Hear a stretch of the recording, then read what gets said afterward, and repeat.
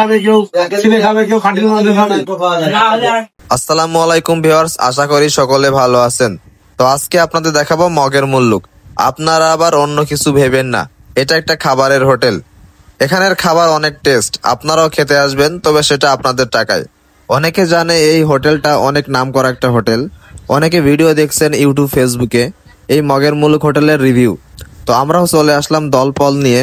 আবার একদল লোক বলবে জীবনে খায়নি মনে হয়, এজন্য এমন করে খাচ্ছে আর বয়ান দিচ্ছে, কিন্তু বিশ্বাস করেন আমরা এর আগেও খেয়েছি। তো যাই হোক, ঝিনাইদহের মধ্যে অনেক নামি দামি খাবারের রেস্টুরেন্ট আছে, তারপরেও আমরা এখানে কেন, এমন প্রশ্ন অনেকেরই থাকতে পারে। তাদের জন্য আজকের ভিডিও। ভাই, সুন্দর হলে মেয়ে ভালো চরিত্রের হয় না, এটা তো জানেন সকলে। তাই যদি জানেন তাহলে এটাও মানতে হবে, ভালো নামি দামি হোটেল হলেই খাবারের মান ভালো হয় না। ঠিক সেইটাই, এখানে হোটেলের তুলনায় অসাধারণ খাবার, মানে গুণে সব দিক থেকেই মানসম্মত।